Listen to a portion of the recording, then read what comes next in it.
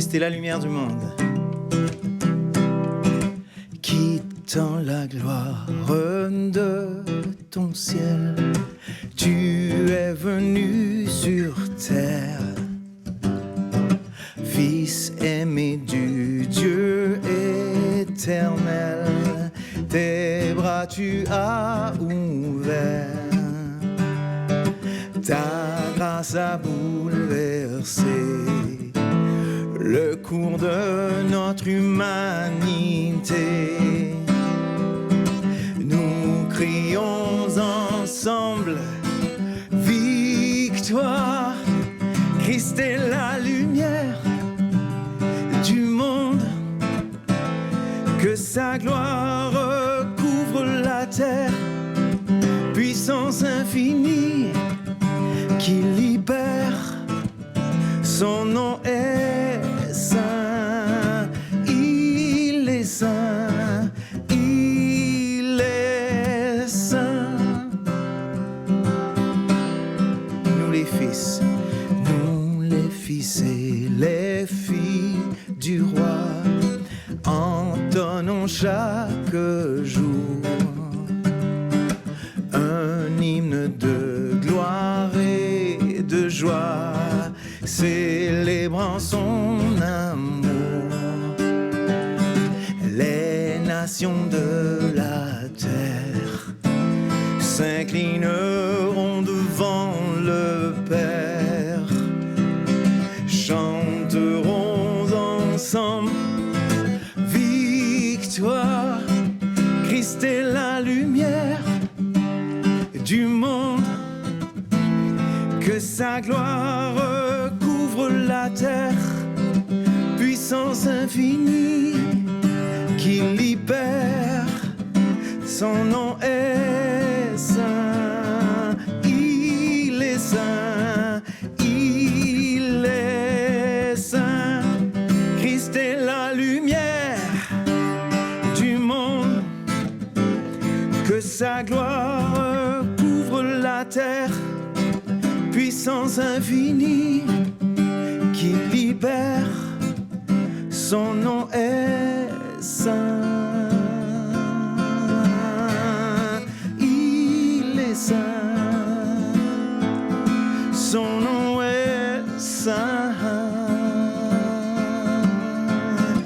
il est saint, son nom est saint, il est saint, son nom est saint, il est saint, il est saint. Christ est la lumière du monde, que sa gloire couvre la terre, puissance infinie qui libère, son nom est saint, il est saint, Christ est saint, Christ est saint,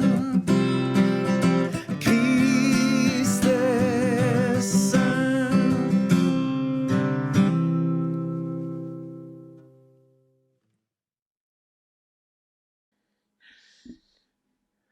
Bienvenue, bonjour.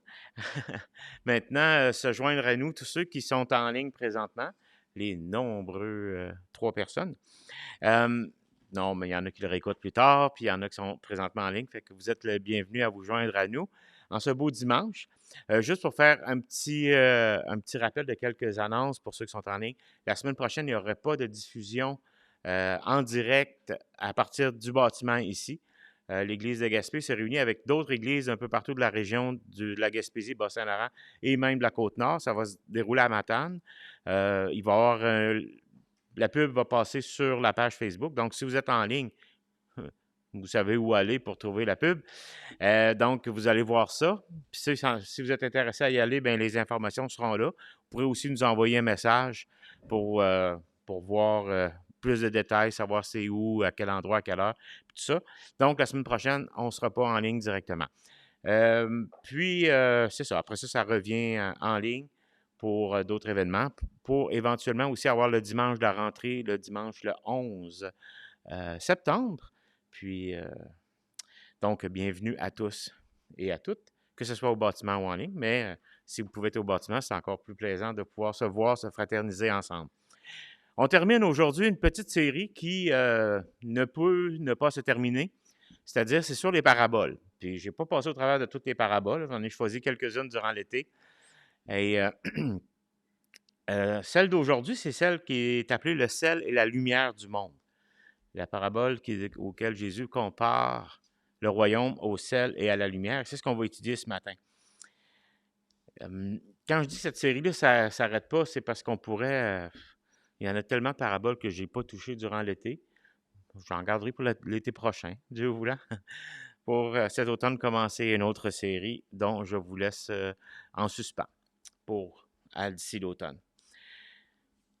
Quand je lis l'histoire d'Abraham, vous allez me dire c'est quoi le rapport avec les paraboles, mais Abraham, vous savez c'est quoi entre guillemets, son surnom? Je ne sais pas s'il y en a qui peuvent me le dire. Père de plusieurs nations. Mais en même temps, il y a aussi l'autre, ça c'est Abraham, mais Abraham, oui, le père, ou on l'appelle aussi communément le père de la foi. Un des pères de la foi, mais c'est celui que on voit un peu plus en détail le mouvement de foi dans sa vie. Qu'est-ce que la foi a apporté dans sa vie? Puis souvent, les Juifs se réclamaient d'Abraham, mais même d'autres nations se réclament d'Abraham. Mais en fait, il y a un verset qui me touche particulièrement lorsqu'on parle d'Abraham, lorsque je lis l'histoire d'Abraham dans le livre de la Genèse. C'est dans Genèse 23, 6. Oh, bon, on va l'avoir. OK, c'est le titre, c'est ça. Et voilà. Abraham, il cherche un sépulcre pour son épouse. Son épouse est décédée, sa femme Sarah, puis il ne possède pas encore une terre vraiment énorme à ce moment-là, mais il va voir une place que il sait que ça va être sa descendance qui va l'avoir. C'est une promesse de Dieu. Puis le peuple qui utilise cette terre-là à ce moment-là s'appelle les Hittites. Et il va les voir pour avoir une partie puis même d'être prêt à payer pour avoir un morceau de terre pour pouvoir enterrer son épouse.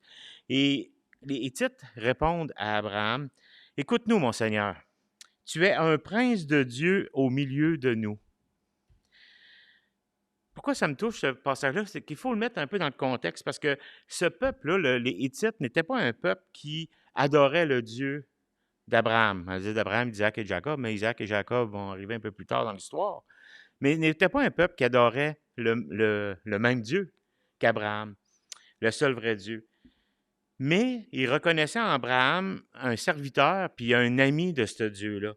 Puis il voyait en Abraham une manière de vivre qui honorait le Dieu qu'Abraham professait connaître. Et c'est ce que je trouve intéressant là-dedans. Tu es un prince de Dieu au milieu de nous. Même si eux, ce Dieu-là, n'était pas nécessairement quelqu'un qui voulait, ou un Dieu qui voulait avoir, ils reconnaissaient en Abraham une méthode de vie, une façon de vivre qui honorait Dieu. Et ça me rappelle toujours, quand je lis ce passage-là, ça me touche toujours, ça me dit toujours, moi, les personnes qui me regardent, c'est qu'est-ce qu'elles voient? Qu'est-ce qu'elles voient? Est-ce que la façon dont je vis, leur donne le goût d'en savoir plus sur ce Dieu-là? Ou encore de dire, tu sais, c'est un croyant, c'est quelqu'un qui vit pour son Dieu, puis vraiment un exemple.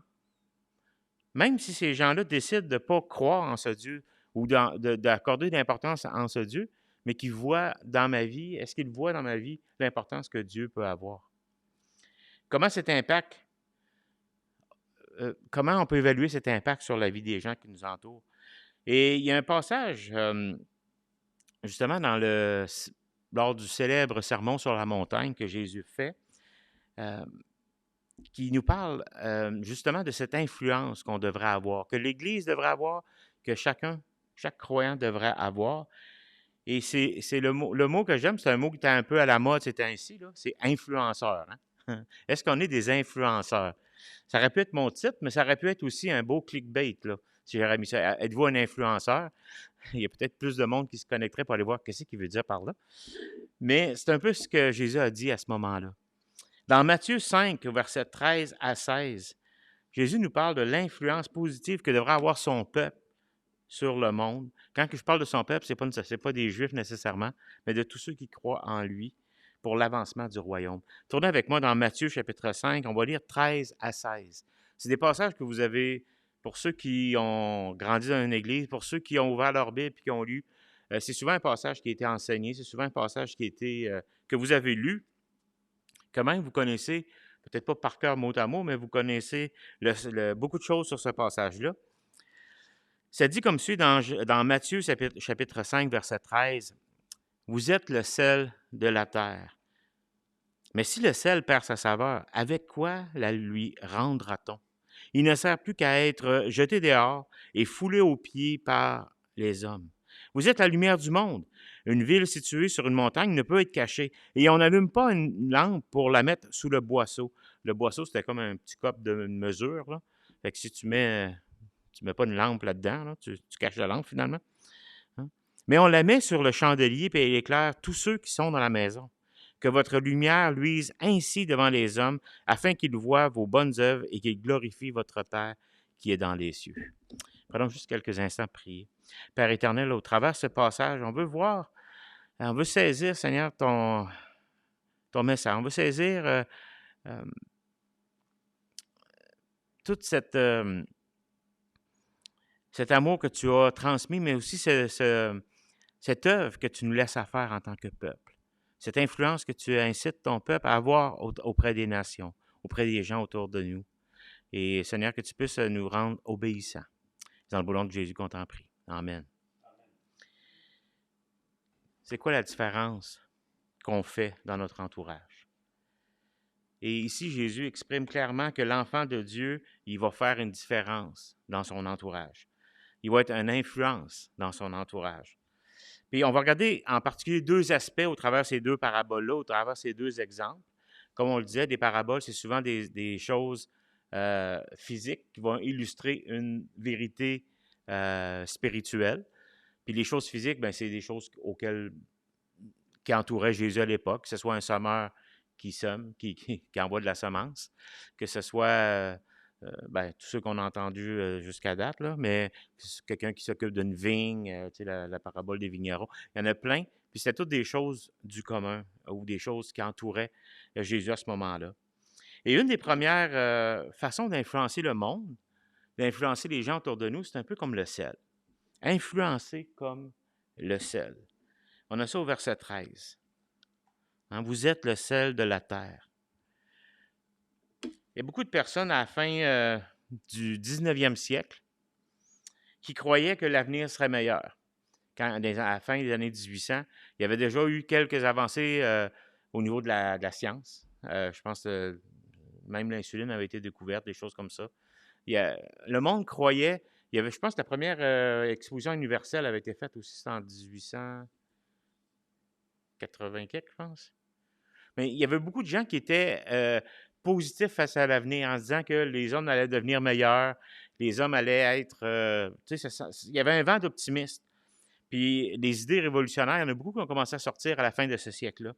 Et ils étaient convaincus que les guerres allaient disparaître, que la maladie serait tranquillement du passé, qu'on allait éliminer la souffrance, puis même certaines discriminations sociales. Ils étaient convaincus qu'au 20e siècle, qu'ils connaîtraient une société affectueuse envers les citoyens, que tranquillement, la Terre deviendrait de plus en plus En tout cas, pourtant, le 20e siècle, c'est devenu le siècle le plus sanglant de tous les siècles. Pas besoin de vous rappeler seulement les deux premières guerres mondiales. Je pense que ça a fait plus de morts dans ces deux guerres-là que tout ce qu'il y avait eu avant, comme guerre, je veux dire. Les personnes ne se sont pas améliorées dans leur nature, dans leur comportement, et ça en dépit de l'énorme augmentation de la connaissance dans presque toutes les sphères de la société. Ça a bougé dans toutes les sphères de la société. Il y a eu beaucoup, beaucoup de connaissances, mais Jésus a dit dans Matthieu 15, 19 que c'est du cœur de l'homme que viennent les mauvaises pensées, les meurtres, puis on peut mettre 3 petits points. Même si on entrevoit l'avenir avec un immense optimiste, l'homme restera l'homme. Dans 2 Timothée 3,13, Paul, il dit à Timothée, il dit, « Mais les hommes méchants et imposteurs avanceront toujours plus dans le mal, égarant les uns et égarés eux-mêmes. » Ici, quand on parle d'hommes méchants, on n'est pas en train de parler de... je ne sais pas si vous avez vu des films comme Mad Max ou des choses comme ça, là, une gang de méchants qui veulent juste tout détruire autour d'eux, qui vont faire des razzias chez les... Puis, des fois, on a tendance à penser que l'homme méchant, c'est ça. Mais l'homme méchant dans la Bible, c'est celui qui veut rien savoir de Dieu, qui vit sans Dieu. C'est l'homme. Les imposteurs, ce sont ceux qui vont proposer autre chose que qu'est-ce que la Bible propose, qu'est-ce que Dieu propose. Il faut s'enlever l'idée des fois de dire « Ah ben là, on n'est pas tous si méchants. » C'est pas une question d'actes méchants comme on pourrait voir dans un film de tueur en série ou peu importe. Là. Mais de plus en plus, on voit que ça continue à éliminer Dieu du discours public de plus en plus. Et ça, dans la Bible, c'est le sens d'être méchant, entre autres. Bien que l'homme, comme je disais tantôt, a augmenté sa connaissance scientifique, médicale, historique, pédagogique, psychologique, technologique à un haut niveau, il n'a toujours pas changé sa propre nature. La connaissance de l'homme s'est améliorée, mais sa moralité devant Dieu, elle continue à se dégénérer. Et je dis bien devant Dieu, parce que l'homme a une foule de docteurs qui vont lui dire comment se sentir, comment bien naître, puis comment il est bon. L'homme, la Bible nous dit qu'il est, je vais prendre un mot qu'on a connu dernièrement, infecté par un virus mortel qui s'appelle le péché. Et ça, il n'y a pas de remède sinon qu'en Jésus-Christ. Le pire de ça, c'est que l'homme, il ne désire même pas cette guérison spirituelle devant Dieu. Quand je dis l'homme, c'est en général. Je ne suis pas en train de viser un type de personne, mais l'être humain. Il aime sa façon de vivre, puis il déteste Dieu. Ils ont beau faire de la manipulation génétique, ils vont toujours être pris avec la nature humaine. Si j'ai vécu plus longtemps que certains de mes ancêtres avec, mettons, les maladies que j'ai, c'est simplement qu'on a de la... C'est pas parce qu'ils ont réussi à changer qui je suis, mais c'est parce qu'ils m'ont bourré de médicaments. Il y a de la technologie aujourd'hui qui nous permet des fois de vivre un peu plus longtemps. Mais David disait que même au moment de sa naissance, il était coupable devant Dieu. Et ça, ce n'est pas un discours très populaire. Psaume 51,5. Il dit « Voici, je suis né dans l'iniquité, et ma mère m'a conçu dans le péché. » C'est pas l'expression, quand il dit « ma mère m'a conçu dans le péché », c'est pas pour dire qu'il est un enfant du péché, comme des fois ça a été détourné, cette expression-là, mais c'est que déjà, à la naissance, il y avait besoin d'un sauveur, il y avait besoin d'un rédempteur, il y avait besoin de quelqu'un pour l'emmener vers Dieu. Et ça, c'était Christ. Et dès qu'il était jeune, il savait qu'à sa naissance, il avait besoin de Dieu. Mais aujourd'hui, on a mieux se cacher derrière un faux sentiment de progrès. 1 Thessaloniciens 5,3 nous dit « Lorsque les gens diront « Maintenant règne la paix, maintenant nous sommes en sécurité », alors précisément la ruine fondra subitement sur eux, comme les douleurs saisissent la femme enceinte, et aucun n'échappera. » C'est pour ça que notre société a besoin de Dieu. C'est pour ça que notre société a besoin de l'Église. Parce que Dieu veut travailler au travers de l'Église, Dieu veut travailler au travers des croyants. Et c'est important pour l'Église d'être le sel de la terre. Lorsque je dis l'Église ici, je ne parle pas d'une institution. Je ne parle pas de l'Église baptiste de Gaspé ou l'Église une telle de tel blanc. Non, je parle de l'ensemble des croyants qui composent cette Église. L'Église, ce sont ceux qui sont appelés par Dieu. Le vrai terme, c'est appelé hors d'eux. Mais ce sont les croyants. ceux qui ont donné leur vie à Dieu, font partie de cette Église. Puis Dieu ne nous a pas créés pour être des petits indépendants, mais de faire partie de cette communauté que lui appelle l'Église, que l'homme a souvent institutionnalisé.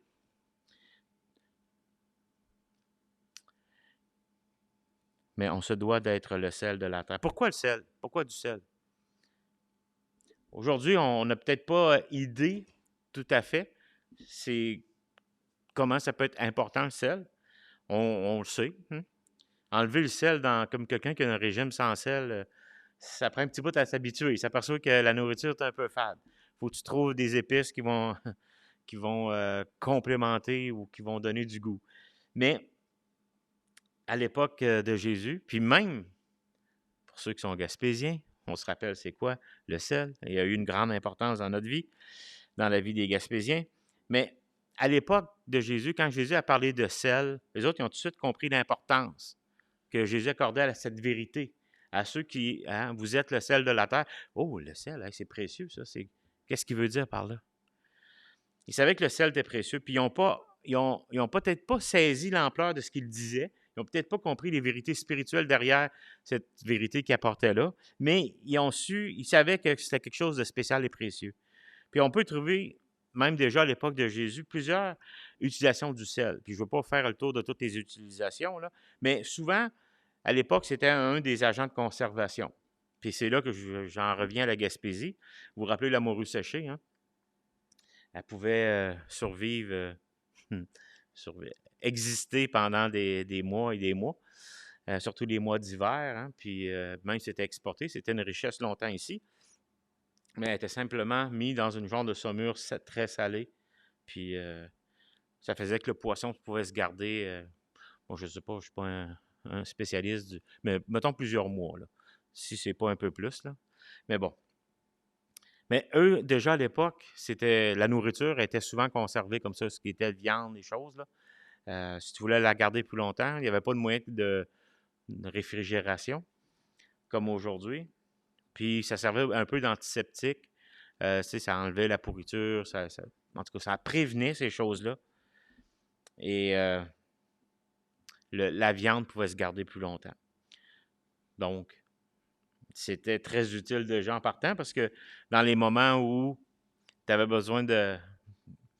Tu n'avais pas nécessairement, c'était pas le meilleur temps pour tuer, pour récolter, ben, tu pouvais conserver de la nourriture avec ça. Mais c'était aussi nécessaire à une saveur, à avoir de la saveur. Hein? Je suppose que vous avez déjà juste mangé de la nourriture, mais sans aucun sel, sans en mettre, là. Aucunement, là, puis aucun autre ingrédient. Je pense qu'il y en a dans pratiquement tout. Tu prends une boîte de céréales sucrées, puis il y a quand même du sel dans la liste des ingrédients. Et en tout cas, c'est exagéré peut-être aujourd'hui, là.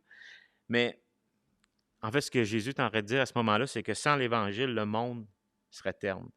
Le monde n'aurait pas de saveur. On ne pourrait pas trouver de saveur dans le monde.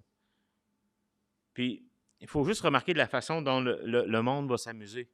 C'est que c'est souvent vide et sans profondeur. Comme l'Église, on a la fonction de fournir de la saveur puis du goût au monde. C'est ça l'Église. Elle est là pour donner du goût au monde. L'Évangile de Jésus-Christ, c'est la puissance de Dieu pour le salut de quiconque croit. Finalement aussi, on peut dire que le sel, il produit la soif. Le chrétien, le croyant, l'Église aussi, dans leur vie, les gens qui fréquentent des églises, mais les gens qui font partie d'églises, dans leur vie, dans leur parole, devraient produire une soif autour d'eux. Emmener la société à se dire « Ah, mais c'est quoi ce petit goût-là que j'ai pas, qui me manque? » Est-ce qu'on suscite la soif pour Jésus? L'une des responsabilités de l'Église, c'est de produire dans les cœurs une plus grande soif pour Jésus-Christ. Des fois, on cherche par toutes sortes de manières, alors qu'on devrait être nous-mêmes. Quand je dis nous-mêmes, la façon dont Dieu veut qu'on soit. Et pour emmener les gens à se tourner vers Dieu. Chacune des analogies par rapport au sel est intéressante. Mais On pourrait résumer ça en disant que l'idée fondamentale que Jésus a voulu projeter ici, en parlant que l'Église, vous êtes le sel de la terre, c'est que le chrétien était le sel du monde, puis qu'on devrait être une influence, des influenceurs, comme le mot si populaire aujourd'hui. Nous devons être dans le monde afin que le monde puisse bénéficier de notre différence. Que ce soit dans le matérialiste, la moralité ou même l'éthique moderne, ben, pour influencer le monde, il faut être différent du monde. Il faut penser en dehors de cette boîte que le monde s'enferme dedans. On devrait être dans le monde, mais pas du monde. Pas avoir cette pensée moderne qui éloigne toujours plus de Dieu, qui élimine toujours plus de Dieu dans toutes les sphères. On devrait être des influenceurs pour amener les gens vers Dieu, à se tourner vers la solution, à se tourner vers un monde rempli de saveur. Mais dans cette parabole-là, le Seigneur Jésus va aussi vers un autre exemple pour nous montrer comment on peut être des influenceurs, comment on peut influencer le monde autour de nous, en étant comme des lumières, comme la lumière. Si Jésus avait utilisé l'image du sel en contraste dans un monde sans saveur, ici, il utilise l'image de la lumière en contraste dans un monde de ténèbres. Et ça, on le voit à partir du verset 16, 15, 16, il continue. 15, il dit, ou en fait 14, il dit, vous êtes la lumière du monde. Une ville située sur une montagne ne peut être cachée. Et on n'allume pas une lampe pour la mettre sous le boisseau, mais on la met sur le chandelier et elle éclaire tous ceux qui sont dans la maison. Que votre lumière luise ainsi devant les hommes, afin qu'ils voient vos œuvres bonnes et qu'ils glorifient votre Père qui est dans les cieux.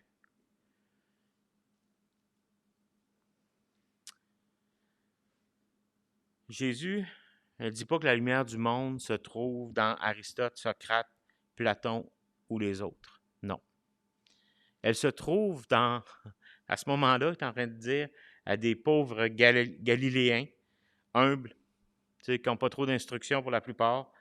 Il y en a qui n'ont même pas là-dedans, mais qui ont mis leur confiance ces gens-là ont mis leur confiance en Christ, puis ont confessé qu'il était le Christ, le Dieu vivant, le Fils du Dieu vivant. Et Jésus affirme que ce groupe de pauvres en esprit, parce qu'on est dans le contexte ici du sermon sur la montagne, hein, mais il dit que cette gang de pauvres en esprit, ces hommes affligés, sont la lumière du monde. Vous êtes la lumière du monde. C'est tout un compliment quand on y pense. C'est une grande dignité que Dieu leur a donnée. Et c'est vrai pour vous aussi, si vous êtes un croyant, si vous voulez vivre pour Dieu. Si vous avez confiance que Jésus-Christ est le seul qui puisse vous sauver, alors vous êtes les seuls à être le sel et la lumière du monde. Si on dit que le sel peut être un aliment caché, c'est-à-dire que ce n'est pas nécessairement quelque chose qu'on va voir, ça donne du goût, mais à part que si on en met directement dessus, mais souvent, ça va avoir donné un goût. On peut dire que le sel, c'est comme tu sais, ça a une influence, mais c'est comme un peu caché. La lumière, elle, c'est visible, c'est révélatrice, c'est révélateur. C'est visible de loin même. Du sel, tu vois une maison, tu ne te dis pas « Ah, il y a du sel sur sa table ». Mais si les lumières sont allumées, « Ah, il y a quelqu'un qui vit dans cette maison-là. » Tu sais.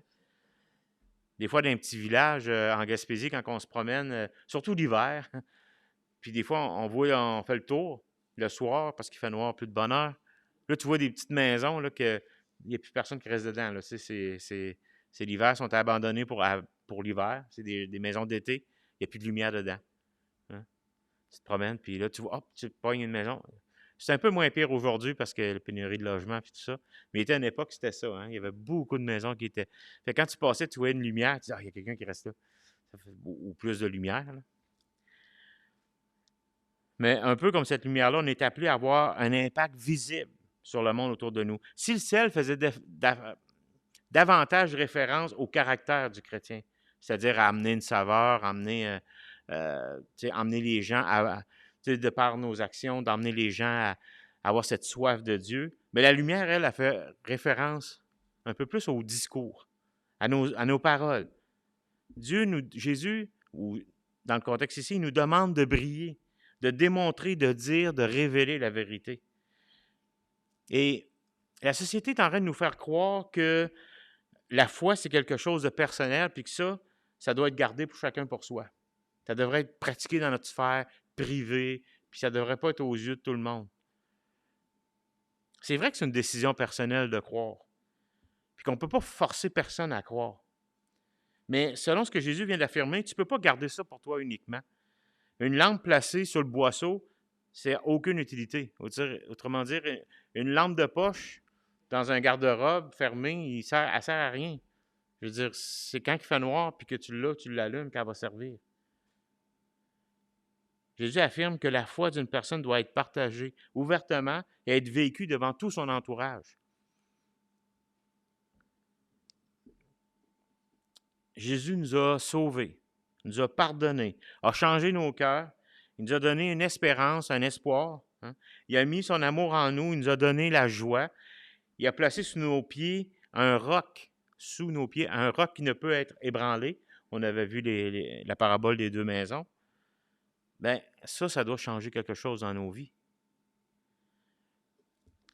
Paul dit aux Éphésiens, « Autrefois, vous étiez ténèbres, et maintenant vous êtes lumière dans le Seigneur. Marchez comme des enfants de la lumière, car le fruit de la lumière consiste en toutes sortes de bonté, de justice et de vérité. » Éphésiens 5, 8 à 9.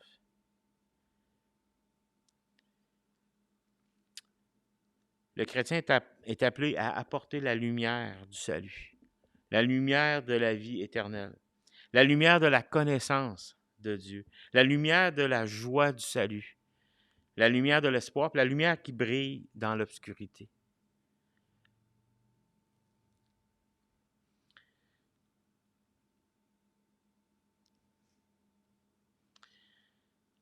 Même si parfois on est un peu plus isolé en tant que personne physiquement, par le travail, par différentes raisons, puis qu'on n'a pas toujours la possibilité d'être en contact avec la communauté de croyants,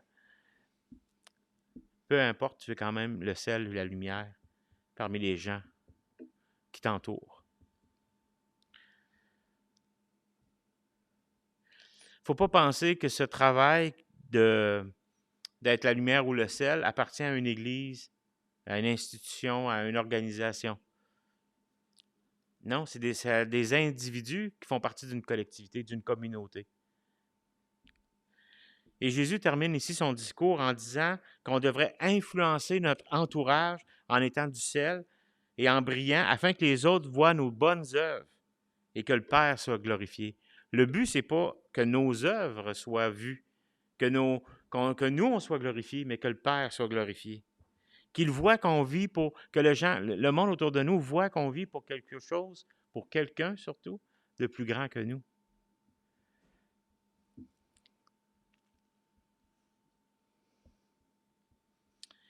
Qu'est-ce que ça donne de se faire appeler un bon gars ou une bonne personne si on ne le vit pas pour quelqu'un de plus grand que nous?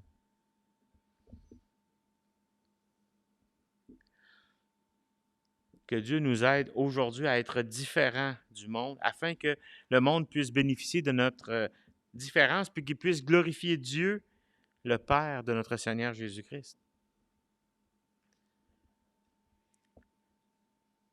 Il faut éviter le piège de croire, comme dans cette société qu'on vit aujourd'hui, que la foi, c'est personnel, que la foi, c'est privé, pas personnel, mais que c'est privé, puis ça devrait juste rester dans cette sphère privée.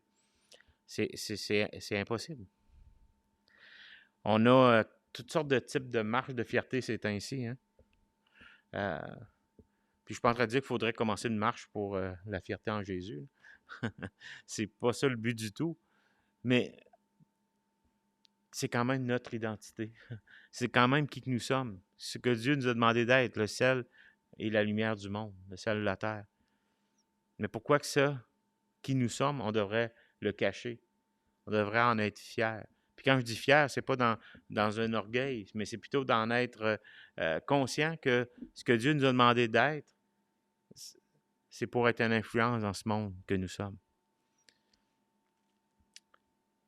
Il y a beaucoup de gens aujourd'hui qu'on peut appeler influenceurs. Ça a l'air que c'est même rendu un type de métier, là. Tu peux gagner quelques sous au travers de tout ça.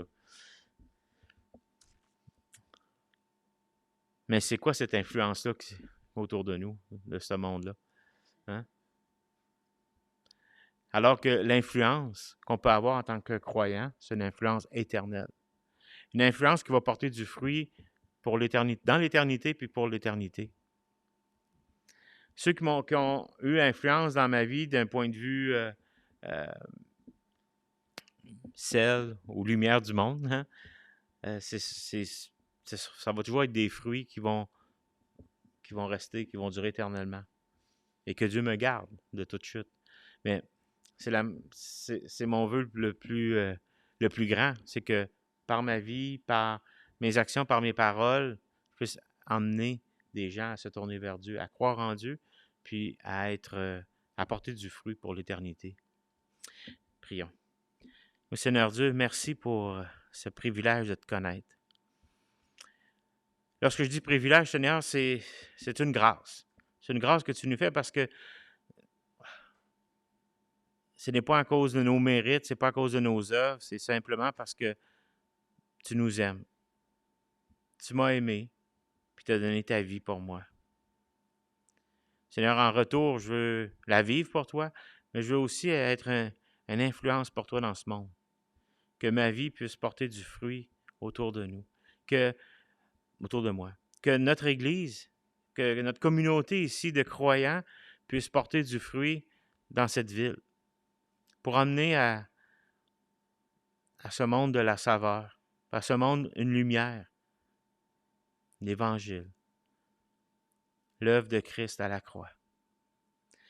Merci Seigneur pour ce privilège, encore de marcher pour toi, de vivre pour toi, puis que ta grâce puisse nous soutenir jusqu'à la fin, jusqu'à ton retour, jusqu'à ce que tu nous rappelles à toi. Seigneur, guide-nous au travers de cette semaine, au travers les jours qui viennent, Seigneur, là où tu nous places, puis que ça puisse, tu puisses être glorifié par chacune de nos actions, de nos paroles. Et dans le bon nom de Jésus-Christ qu'on t'en prie. Amen. Amen. Je rappelle quelques petites annonces là, avant que ça termine en ligne. La semaine prochaine, justement, on ne sera pas encore en ligne.